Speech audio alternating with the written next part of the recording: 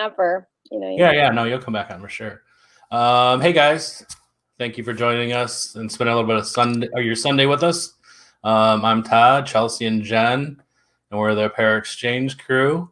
This week will be Chelsea's last full show, I think. Yeah, we're going to be popping on from time to time. Yeah. Over the course of the year. So it's been fun. I think we've had fun doing this.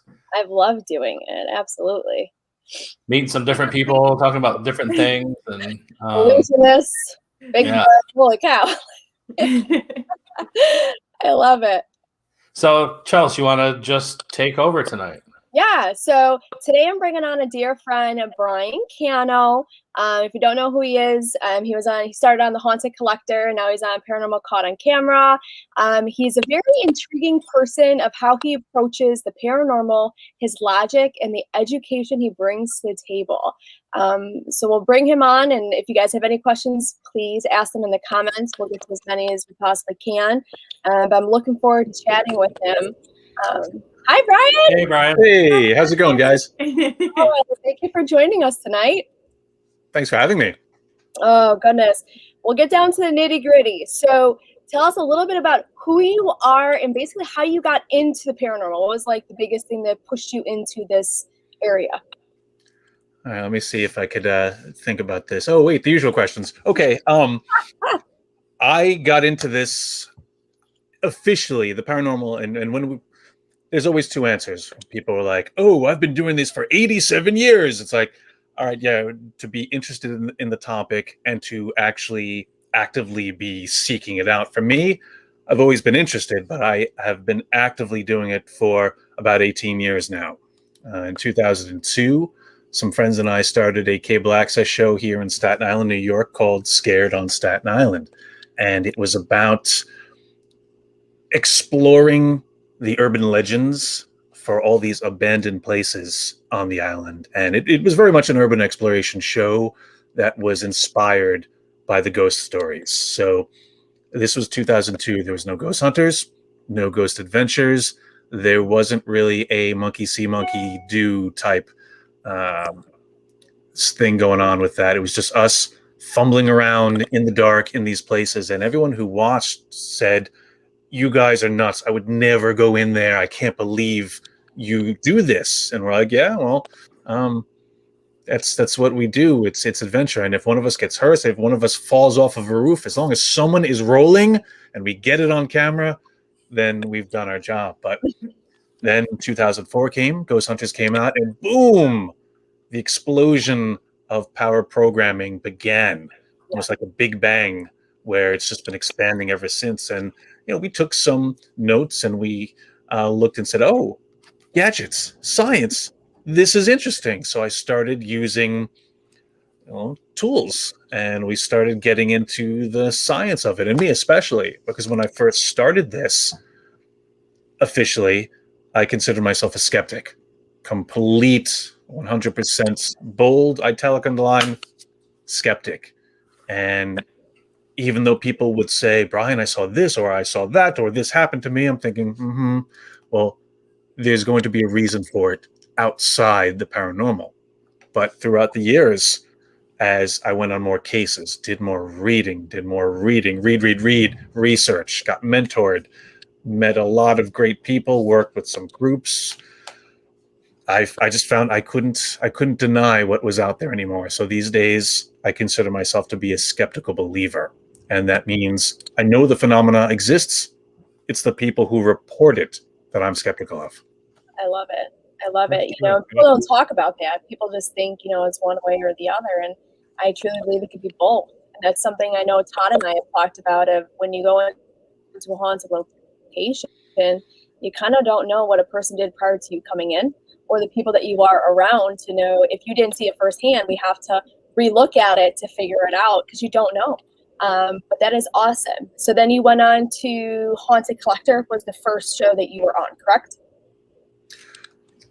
It was the first show that I was cast on. I popped up on a couple of things, little minor things here and there, that when they do pop up on TV for the 5 frames I'm in it, people are like, oh, I think that was Brian. But yeah, Haunted Collector was my first foray as a cast member on a show.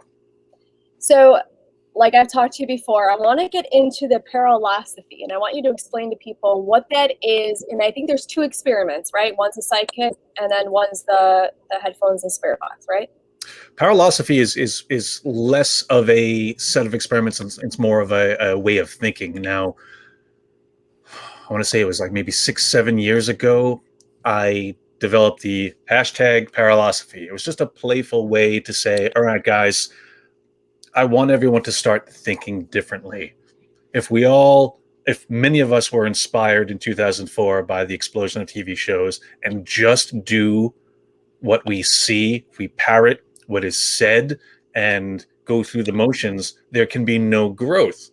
And I felt like we're all running around every weekend looking into the dark trying to find answers. And after these decades, I feel we have no more information.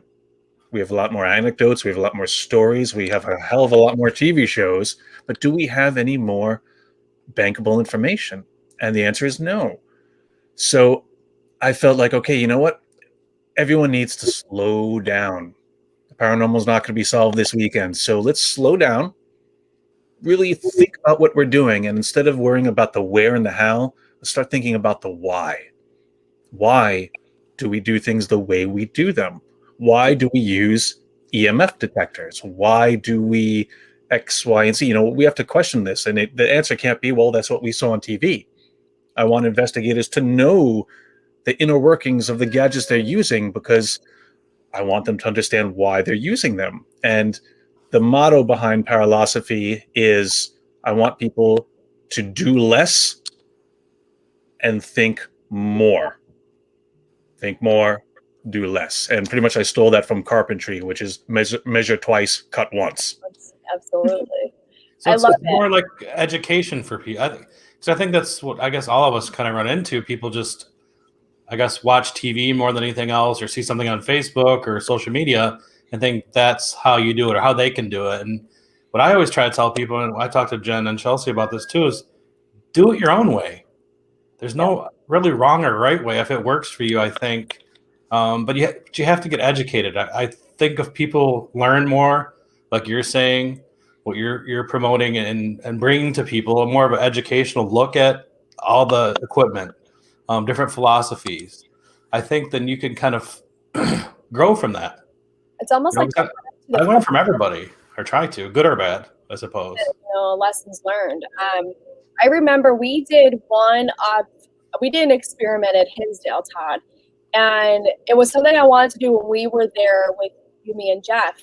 And there was just so much activity that we were kind of going in 50,000 spots. We didn't even know where to go. You were touched, you were pushed. So many different things happen. And I mean, I've been physically attacked at Hinsdale with actually Brian. It was at one of his events, first time ever.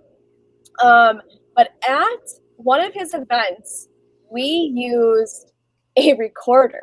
And Brian, I want you to talk about how we have like that special word that we would use and explain how that works for people. Yeah, there's a lot to unpack here. Like the Hinsdale, for me, I remember the very first time I had gone there, I was nursing a kidney stone that had been with me for like a month at the time. So I told everyone, I said, all right, if I just mysteriously disappear, this is why. But I got through it. But the experiment that she's referring to is what I call the psychic projection experiment.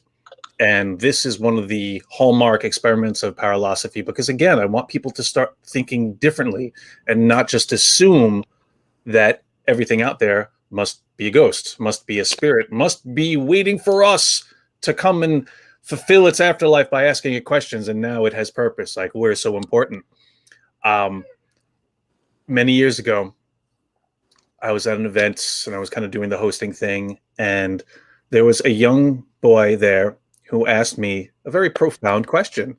And he said, well, how do you know that the voices we're hearing, how do you know that these are ghosts? And I thought about that. I said, yeah, how do we know? And a single spirit hasn't shown me their ID card. So we just kind of take it on hope, faith, assumption that this is what it is. So the tenets behind Paralysis and the psychic projection experiment is, okay, I surmise that a great number of the EVPs that we collect are coming from us subconsciously. And the reason for this is, think about some of the questions that you ask when doing EVP sessions. What year is it? How old are you? How many of there are you? Just those 3 questions alone, what do they have in common? They're numerical questions. You're asking about a number. So in your head, you're going to be thinking about a number, especially if you know the answer, like what year is it, or something that you are kind of testing. And then when you listen back to the recording, you'll say, okay, how many are there with you? Oh, I heard 1. You didn't hear 1. You're just, again, you're subconsciously trying to make things fit. You're trying to make that order out of chaos. And I'm thinking, well, if we're thinking these things when we ask the questions, we could be seeding those answers and we'll get exactly what we're looking for. So in an effort to test this, I figured, okay, you know what, guys, let's do a recording session where we pick a word. I will make it 1 word. 2 syllables works best. You can go 3, but you stay away from monosyllabic, because then that eliminates all the movements, shuffles, little ambient noises that happen in every session. I found that if you make it a word that has meaning to everyone there, it's usually humor is best. It cuts through the skepticism. It's got to be something really important or funny to the group. And you do nothing but think of that word. And typically I record for 60 seconds. I don't tag. I don't do anything else. I just say, all right, everyone, focus your energies, focus your thoughts, and get that word onto the recorder. And after 60 seconds, when we listen back, sometimes we hear a word. Now, I will say I've done this experiment possibly thousands of times, definitely hundreds. I've gotten it to work, I think, 29 times. That's a very poor average, but the fact that it's worked 29 times means, all right, something's at work here. And I don't really have a stake in trying to force down something that doesn't exist. And I mean, I love when other people say it for me, like Chelsea, like, all right, you were there, you witnessed it. It's not just, oh, well, no one else heard it, only Brian. Yeah. And it was really weird too, because the way, I think it's my degree too, so I have a master in psychology, that you can manifest. Like, your placebo is the strongest organ in your body. And I remember when we went to dinner prior to with Brian, and then we went to Hinsdale, I always say the house hears you, hears every thought. So Beef and barrel. Right, beef and barrel. We decided on the word at dinner. I mean, Todd had beef and barrel. He loved it. Decided on the word there. So it wasn't said on the premises. So the people that were there heard the word, and then we carried it with us. Because I always say you can manipulate. And I mean, I think Jen could also agree. We can manipulate everything with your mind, with your subconscious, and with your conscious mind. And that was something that was like a light bulb that went off when the word came through the box.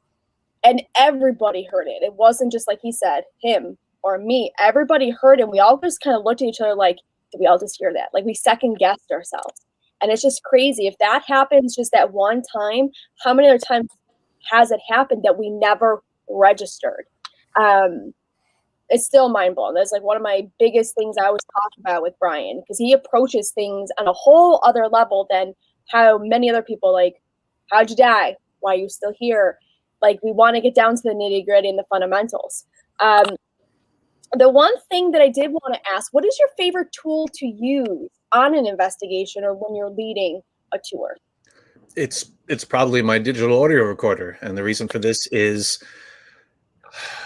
it only records what's there, or rather maybe what isn't there, but it's not like a meter that can be fooled by different things. It's not a spirit box or geo box or whatever insert name here box that is being used that can be subject to listener bias. And while yes, there is listener bias when listening to an audio recorder, the smaller your group is, and if you tag everything, you know what was there, you know what wasn't. You can discern, okay, well, we definitely didn't say that. And if it's something as substantial as a phrase or even a sentence, yeah, the shuffling of a jacket or the kick of a rock won't cause that.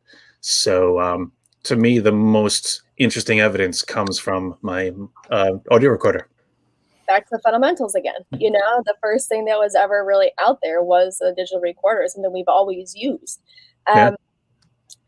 One of the biggest things I never have ever asked you, what has been your favorite location to investigate that intrigued you versus a location that gave you answers that you may have been looking for going into that situation? I'm horrible with favorite questions because there's just so many things to consider. I've been doing this for so long, but usually the answer to either what's the scariest place or what's the best place we've ever been to, it always comes down to the Grand Midway Hotel in Windber, Pennsylvania. And that was the one and only case in all the years I've been doing this that I've ever come across anything that could be considered demonic, that taught me about the nature of investigating, the nature of what's out there. It taught me a little bit about good versus evil. Like I'm still reaping the dividends of being at that place. And I've been back there so many different times for so many different reasons, usually creatively speaking. The Grand Midway Hotel was a place that my buddy Chris Mancuso and I voluntarily had ourselves incarcerated in for a week for something we called writer's jail, where we were literally chained to the beds in our room. The chains only stretched as far as the bathroom across the hall, and it was our task to produce a 90-page script by week's end. And I remember on Thursday, the owner of the hotel, Blair, when we were conceiving this, I said, yeah, maybe we'll come there as a retreat, we'll write, or maybe we'll go so far as to say, yeah, maybe we're locked up in jail and you could be the warden. And once Blair heard warden, he laughed. He goes, yeah, I could do that. And boy, did he. We were literally locked up. And there was this weird cast of characters that was there who were also in jail for literary crimes. And we produced. But I feel like the energy of the place, the spirits that were there, the people who had come over the years, all were on our side in a way. Years later, we went back there, and I was part of a team that landed us into the Guinness World Book of Records for the world's largest Ouija board that is still on the roof. It's the largest standing Ouija board. I know there was another one that was just done recently, but you got to take that one apart. This one, it's on the roof, still there. I remember, I think I was at Hinsdale when you were doing that, and we were watching the pictures being added. And it was crazy to see how big it was. I mean, full-size roof. And I remember you doing, I don't know if it was a public speaking event. I mean, I've seen you so many times, or it was just you were talking to a bunch of us about being chained for a week and how it, like, not changed your outlook, but changed your outlook on many different things of your experience just being there. Well, you know what it is? It's the fact that, okay, this is a place that years earlier we had investigated in a paranormal way, and we came across something that, call it what you will, it was evil, it was malevolent, it was scary, it challenged my worldview, it changed all of us for years. And it wasn't until I went back with Haunted Collector 2 years later that I had some closure for that case. But it was really about balance, that, yeah, there's evil, but if there's evil, there's good.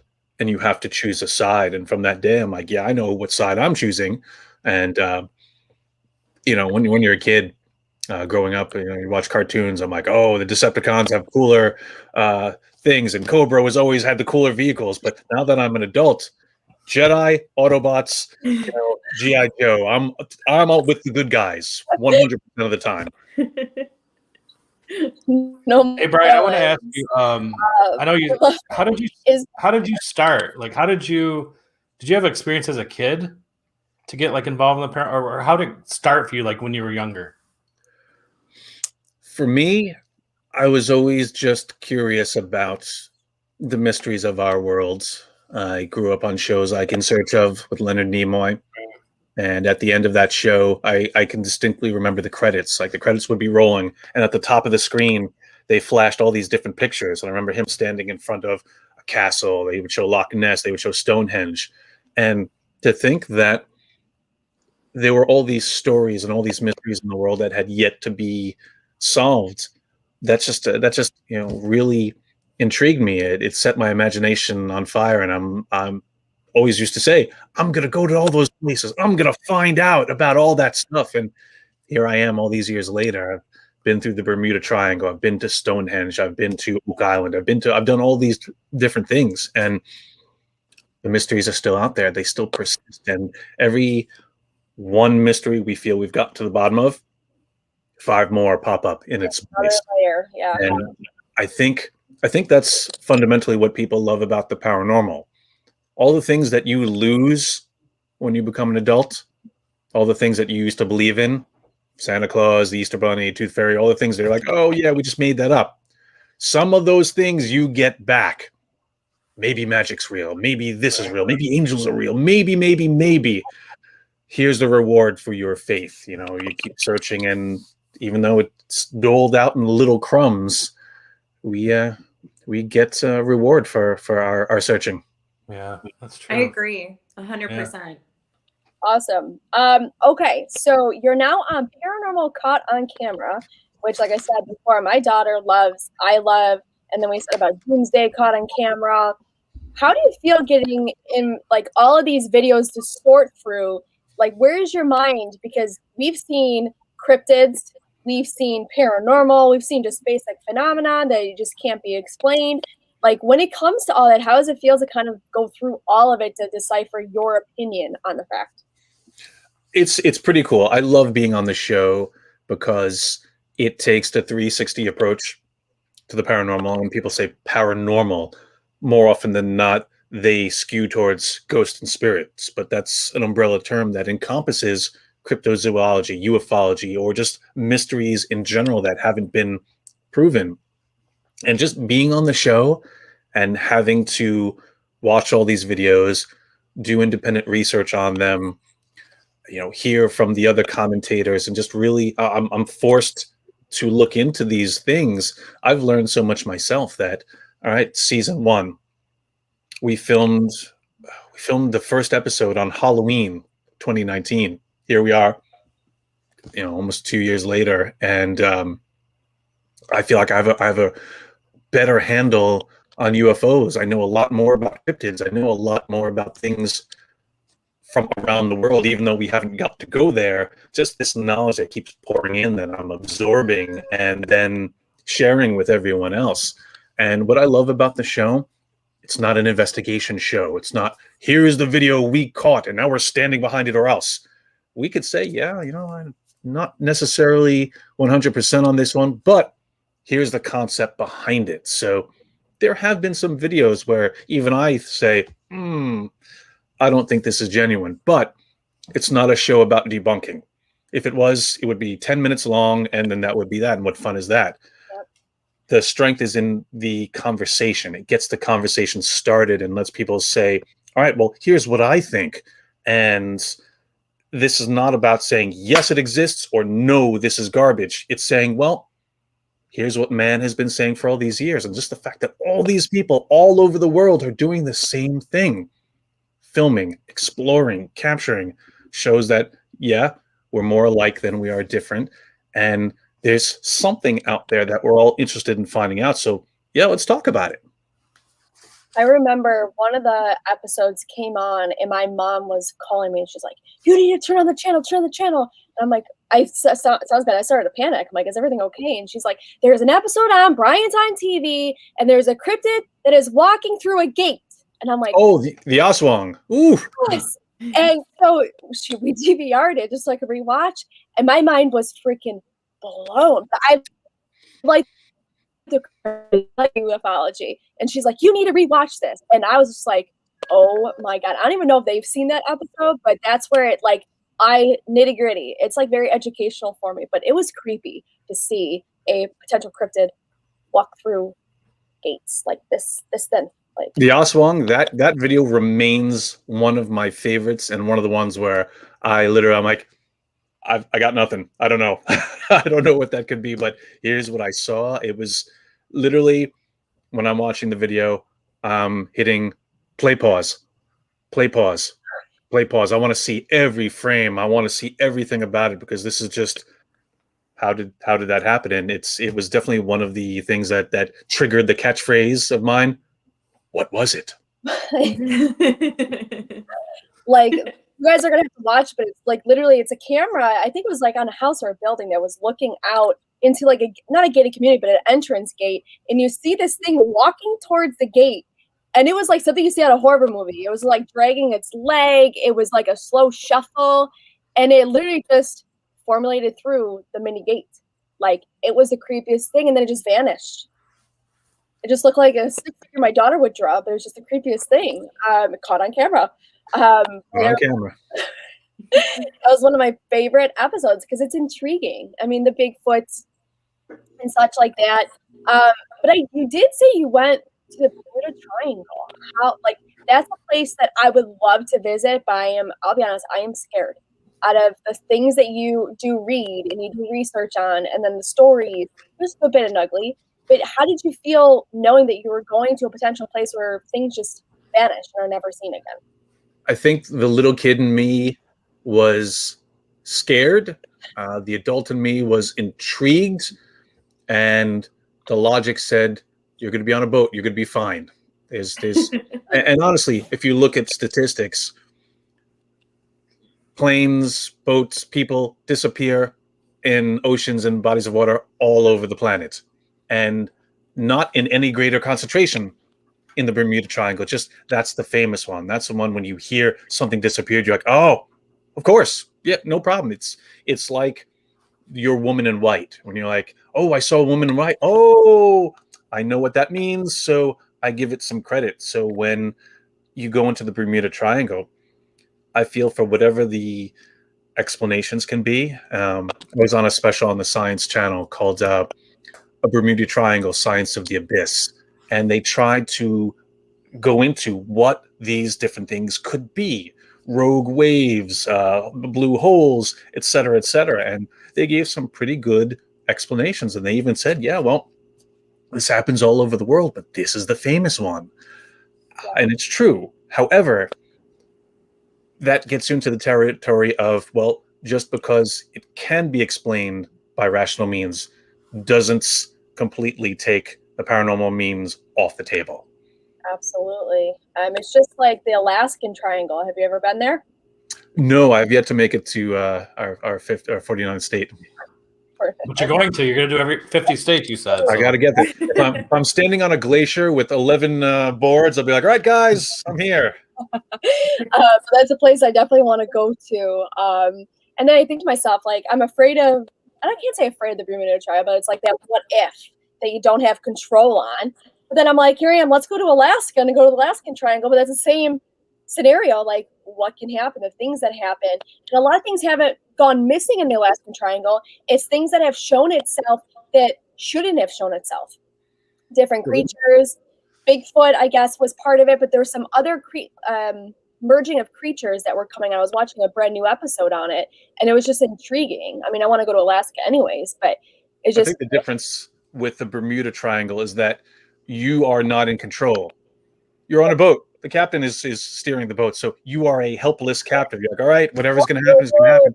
And even if you're on the side of the boat and you see, oh man, here comes the UFO. It's coming closer. It's coming closer. You can't do anything about it. You can't pull out and leave. You just, all right, you're there. Middle of the water. Yeah. Oh, that's a little creepy for me. I don't like not having control like that. I don't know about you guys, but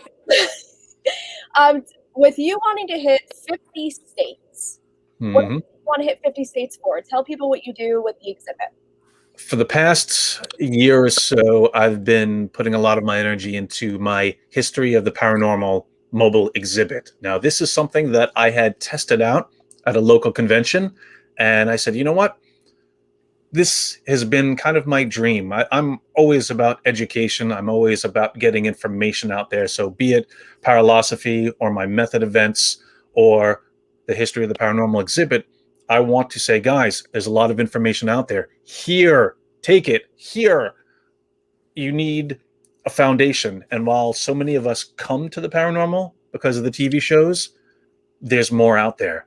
And I want you guys to be aware of it. So what the exhibit is literally the history. It's going back to the beginning of existence, focusing on the spiritualist movements of the 1850s, going into parapsychology, going into all these different things that you might have heard about or you didn't know the names for. I present it in a way that's accessible. And if people come through the exhibit and walk away knowing one more name, knowing who Emanuel Swedenborg was, knowing who the Fox sisters were, knowing who Harry Price or William Mumler, or any of these names that, all right, there would be no Ghost Hunters, Ghost Adventures, Haunted Collector without. Then they pass that on to other people. Then they tell 10 friends, et cetera, and then we all grow because of it. When Jenny, you weren't on just yet, but in the beginning, I was saying how much I learned going through one of his first appearances. New Jersey Unity is where it was. It was like 3 years ago, maybe, give or take. And I remember walking through the exhibit, and I was like mind blown of different names of where it started and how it started and who created, say, this device or started this. Because you think about it, like, again, you think Nick Groff, Haunted Collector, Johnny Zavis, and it stems so far back. All right, so Robert, Brian, I'm curious for your thoughts on poltergeist activity and whether you think it's more directly related to the person causing the activity, example, stress-related situations, or if it's an entity related.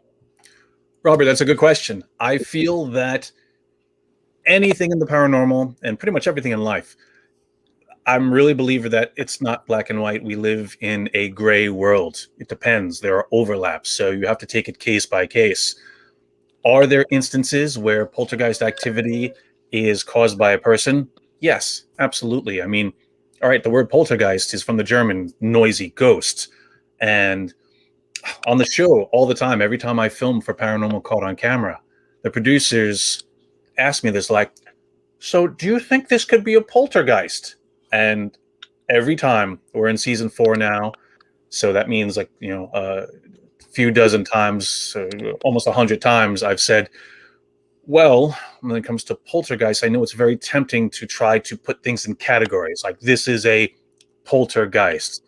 But poltergeist isn't really a race, species. It isn't something that you can be, but it's demonstrative of a type of activity. So when something is knocking things off shelves, causing things to fly around, it's demonstrating poltergeist-like activity. But I don't believe that there's a thing as a poltergeist. That being said, you look back and we look at the research notes of Carl Jung and other behavioral psychologists that says, like, yeah, okay, as young people are going through puberty and they're developing and there's a lot of emotions, and we've all been there, mad for no reason, mad at our parents, stressed about this, stressed about that. Everything is just, oh, this is the end. And activity starts to happen. It's nice to blame it on something else, but it could be coming from us. And again, this is very akin to paralosophy in that much of the reported activity that we see is probably coming from us. Shadow forms. Again, not all of them, but human beings are creatures of habit. You go about your routine every day, pretty much the same way, doing things the same way. You're rubbing a groove into your local reality. You're expending energy. Little bits of you, skin and hair, is being left behind. Energy is being left behind and stockpiled in some way. Law of conservation of energy. Over time, maybe in your own house, if you're seeing a shadow, maybe that's you. Because these people who report a lot of this activity, they're not ghost hunters. They're not sitting in their basement with a K2 meter waiting for something to happen. They're going about their everyday lives, folding laundry, doing dishes, and stuff starts to happen. Why? Why is that? Now, yeah, again, just because there is a reason, a logical explanation for it, doesn't mean it's not paranormal, but it's a case-by-case situation. Love it. Do you, Brian, do you think as human beings, is it easier for us and makes us feel safe to give them an explanation? Is that why people wanted to say, this is a ghost, this is this? Because I don't know what it is that we interact with. Oh, I really absolutely. Human beings, we are terrified of the unknown. We always want to keep things in nice little categories and little boxes because then that's what makes us feel safe. There's nothing more unnerving than a dangling participle, something that's like, oh, we haven't gotten to the bottom of that. It irks us on a very basic level. And when we say it's this explanation, a lot of times then it's put away. And over time, that temporary put away explanation then becomes the norm. Then it becomes the rule. And when people don't challenge those rules, don't consider the whys, then it becomes, well, this is how it is. So, all right, what causes your haunting? Your house must be built on an Indian burial ground. Of course, because that's the explanation for everything. Right. Poltergeists, shadow forms, etc., etc., etc. Another tenet of paralysis is getting used to saying 3 words. 3 words that we need to embrace more often. I don't know. I don't know. And you said it just now. It's like, all right, I don't know. And you know what? That's valid and that's fair. And it doesn't make the person saying it any less intelligent. And if anything, I think it's more so, because when someone comes to me and is like, Brian, something's going on, what's happening? I could feed them a line and say, well, because of the buildup of this and the refraction of the gas from Venus and depending on the position of the planets and the aliens and the Indian burial ground, after you sling all that garbage, you're covered up in it, you're that much further away from truth. Right. I say, well, I don't know, we're at 0. And from there, we can go anywhere. We can get closer to truth quicker instead of having to dig out of what we put down before. I love that theory, though, because people don't think like, well, they need an explanation or they need this. And a lot of times, like, listen, we're hearing this, but I don't know.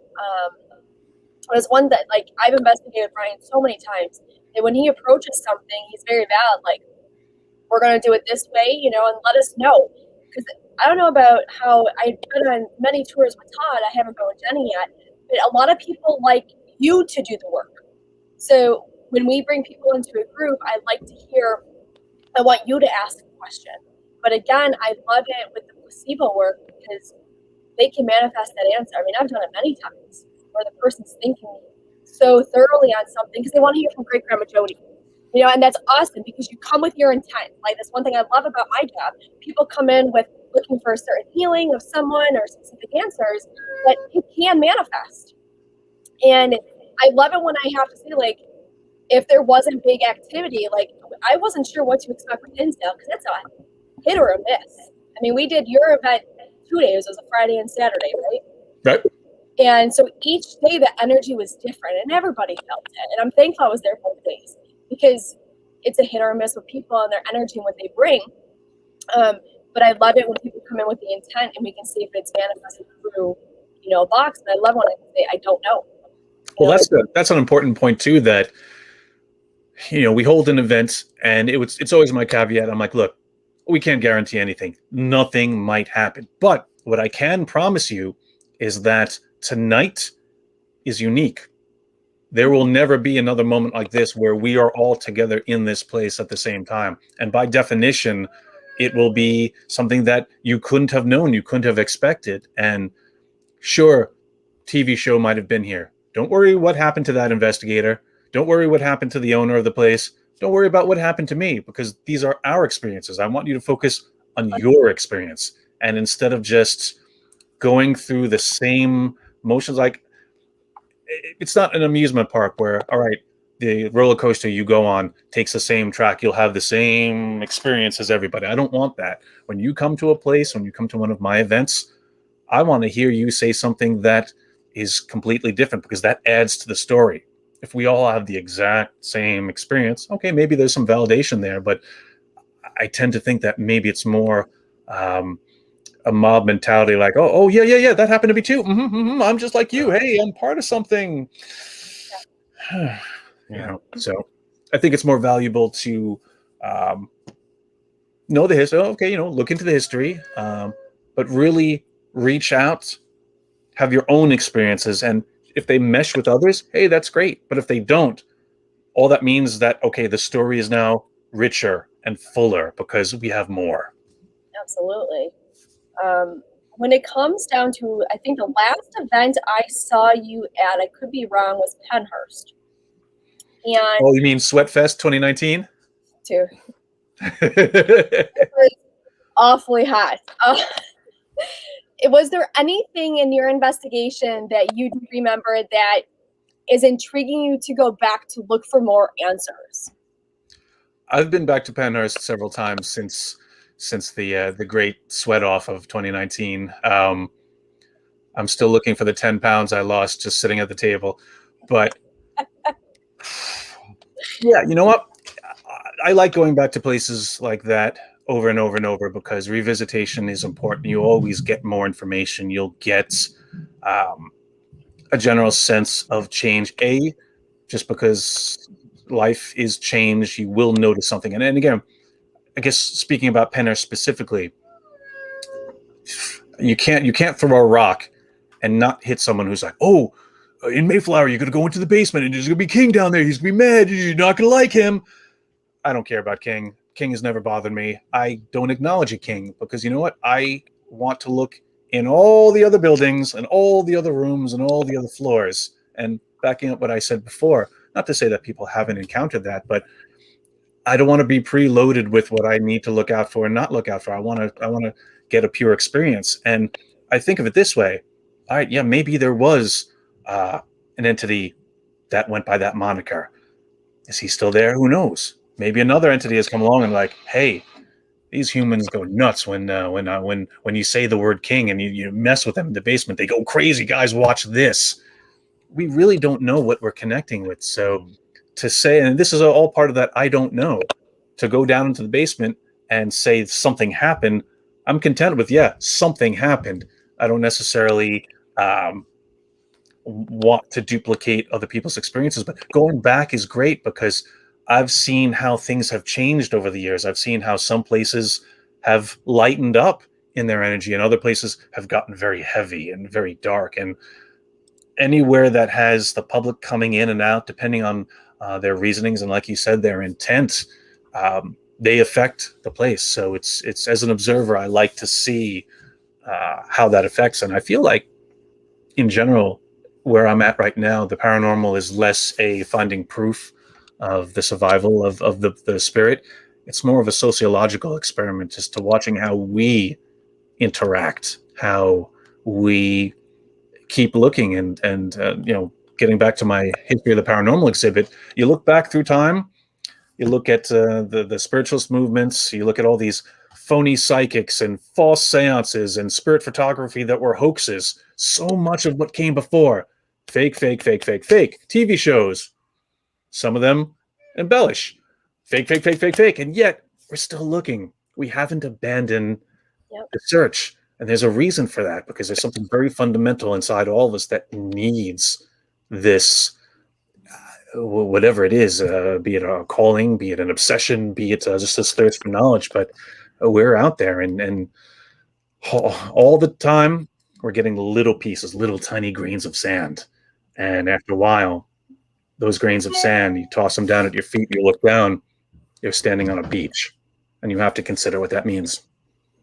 It's one of the biggest things I love about doing events or going to places and just investigating. And Eloise was one, which is an asylum in outside of Detroit. And everybody can bring something to the table. Even if you're quiet that day and you just use that recorder and you don't even ask questions, but everyone else does, but you are the person that's going to go through, that, and you have the eye and the ear for it, like you can bring something to the table. And one of the biggest questions that I've always had for you is, do you believe in residual energy for certain places, and that could be a trigger for hauntings? I hate the word hauntings because it could be taken out of context, but it's the easiest word to use.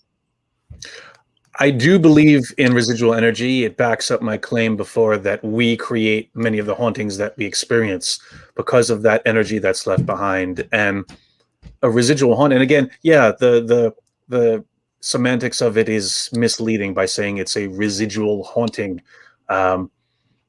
It's just an echo, really. That's almost like saying that a radio broadcast is a haunting because the person speaks into the mic and then it's transmitted out.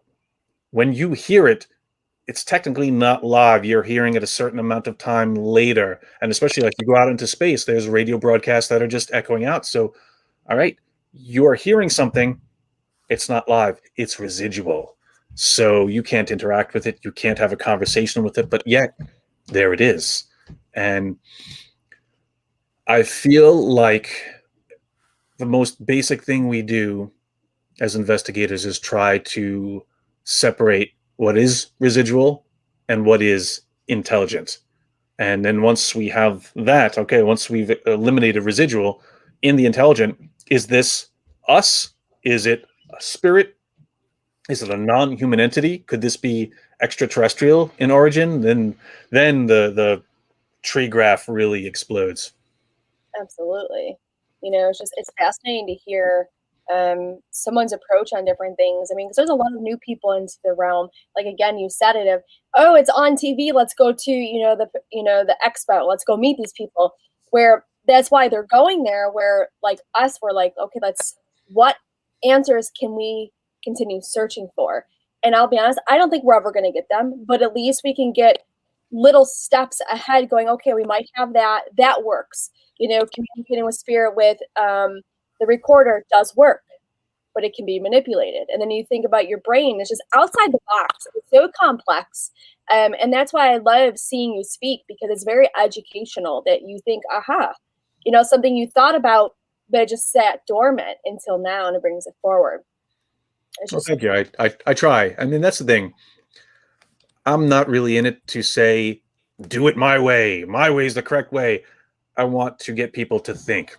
And I always tell them, look, after you come to one of my events, if a week later you're still thinking about it, you're still thinking about something, and you're like, and you build on something that I've said or modify it or come back and say, well, what about this? Then I've done my job. I'm still doing that. How many years later? Yeah. Hey, Brian, I was going to ask you too much. You got to be quiet over there because you've just been dominating the conversation. I wondered whose cat in your that boyfriend's was. house. Hey, Brian, I was going to Get a ask word you, in edgewise. there was like with the I know the TV has helped, like the explosion in the paranormal, and you kind of see a lot of different people getting evidence now. You get the technology is getting better, the veil is thin, all these different theories. What is your take on? It just seems like it's grown in just the last 5 years, honestly. There's teams all over the world. Technology's obviously grown with even camera phones are getting stuff now. But what's your theory of why? I guess there is so much kind of you'd say paranormal activity right now, more than before. It seems. One could look at that a number of different ways. One could take the approach that it's not that there's more activity, it's just that we're noticing it, that we have the ability to detect it. Also, law of attraction, in that the more we look for it, the more it will make itself available. I always give the example, it's not the greatest one, but you're walking in the city, and there might be a homeless person crouched down behind a can. You could walk by him a million times, not pay any attention. The minute you look over and you make eye contact, you lock eyes, you're like, oh, all right, he's seen me. All right, maybe he's one of those angry drunks and he'll come at you and he'll attack you. Or maybe he's just, someone down on his luck and you learn his name and you have a conversation. This is the same with spirit. Okay, There are good ones, there are bad ones, there are ones that are best left alone, and others that, hey, yeah, this is going to enrich your experience by having that communication. And where we're going to go from here, I think will depend on our willingness to be open, our willingness to learn and have that good foundation, and how long we get bogged down in the stuff that doesn't matter. I mean, I love now that there's all these gadgets and devices out there to help, but there really hasn't been any advancements, no real advancements, just more lights and 3D printing. And I want to see a quantum leap in my lifetime in gadgetry that could at least help demonstrate something that we take for granted. A lot of it we put in the category of faith. And speaking of faith, I mean, it really is something that we all operate within, because whether you put your faith in a deity, a higher power, or you put your faith in the learned men in the white coats who give you the facts and the figures, you haven't done any of this work yourself. You're putting your faith, you're putting your trust in something outside of you. So it's really flip sides of the same coin. So we all are really speaking the same language. There's people, colleagues of mine, who can quote philosophers and scientists, and I'm like, hey, I'll quote John Mayer, who says, everyone believes in emptiness or everything. So that's us. At least we know you got a faith. John Mayer is a good guy. I like this. I like John Mayer. Oh man. One of the things too that I want you to tell people is, where can they find you? Your website, your information, so everybody knows. Where can they find me? Right now I'm hiding in my bunker in New York City. To connect with me, what I'm doing, where I'm going, you can go to my website, neverstopsearching.com. On there is the complete list of the events I'm doing. It's updated all the time. I've got a pretty packed spring and summer already. I'm going to be doing events at Fort Mifflin. I'm going to be at the Oliver House with my History of the Paranormal exhibit next month. I'm going to be at Ohio State Reformatory, aka Shawshank Prison, in June. I've got a Patreon page, which this month is Paranormal Caught on Camera month, and I'm featuring interviews with the showrunners, the producers, to give you a behind-the-scenes look, interviews with some of my other castmates and co-commentators. There's always something going on the page, and that can be found through my website as well. There was a comment that I saw a little while ago that asked about events. For any event with you, do they need to have their own equipment, or can they come just, say, me, myself, and Irene? Because I know a lot of people have asked that. It depends. I mean, equipment is never a mandatory thing. Sometimes I'll have, depending on what variety the event is, sometimes I will have extra equipment that they can use and try out. But I always say the most important piece of equipment to bring is yourself, your 5 senses, your 6th sense, and your 7th sense, which is common sense, which more of us need to use. And I do like to show people some of the new gadgets and the new things that come out, just because, again, they see them on TV and are curious. Really? But I counterpoint that with, well, here's some old methods that work, and here's why you don't necessarily want to always be looking down at a gadget, because you'll be missing something that's happening right in front of you. That's a nice, boost of encouragement too, because a lot of people feel that I know a lot of people that I've encountered with, like when you're using a Geoport or the box, the SB11, like they're focused, like to the point of like they're like this, trying to hear. Where we've had so many different things. I mean, Todd, Jeff, and I are focusing on the box, but we are open enough to hear things, see things, that we were a little bit startled for a lot of things that didn't occur, but we know to keep our senses open, to keep aware. But it's a really good point, because people get so consumed into the one thing that's in front of them to pay attention to. When it sounds bad, that's just a trigger. Yeah. I would tell people, don't be intimidated. Like, again, on the TV shows, they've got a lot of gadgets and tech, because either they've spent a lot of time gathering the stuff, they've got a TV production budget to buy it. There are inventors who are like, ooh, I'm going to get publicity from providing this equipment to this team. So of course they've got all this stuff. You don't need any of it. We were experiencing the paranormal back before there was even electricity. So just don't worry about, I don't have enough. As long as you have a keen intellect, a curiosity, and can get to wherever we are, you're ready to investigate. I love it. Hey, Brian, I was going to ask you, we got a couple more minutes. Do you, you're super busy. Do you get to go off and just do an investigation like by yourself anymore? Go off with a friend or anything like that? Or is it, I know you're super busy, so I don't know how easy it is to do that anymore.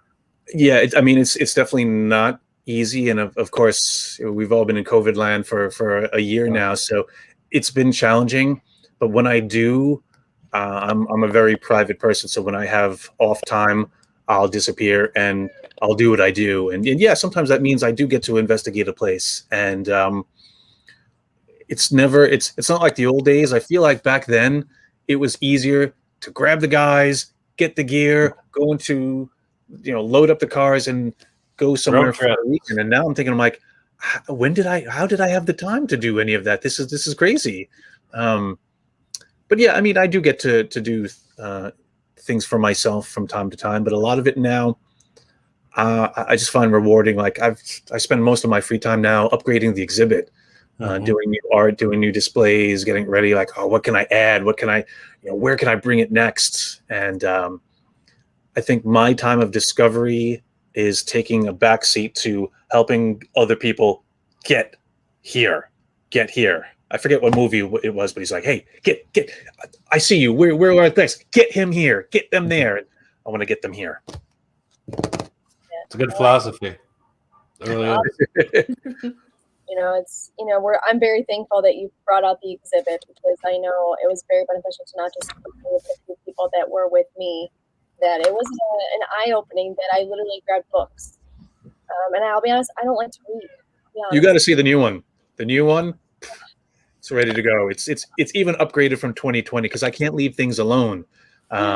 So it's slicker, it's bigger, it's better, new and improved for 2021. Well, I'm happy our quarantine requirements are changing a little bit, so at least I'll be able to come visit. I mean, you're still in the state, so I can still do that. But when you go out of state for an event is when I got to come back to quarantine. So I like seeing it. And hopefully work on something to get you in Michigan, at least. I'd love to see that. I will be up in the Sioux later this year if all goes well for Michigan Paracon. So in August, yeah.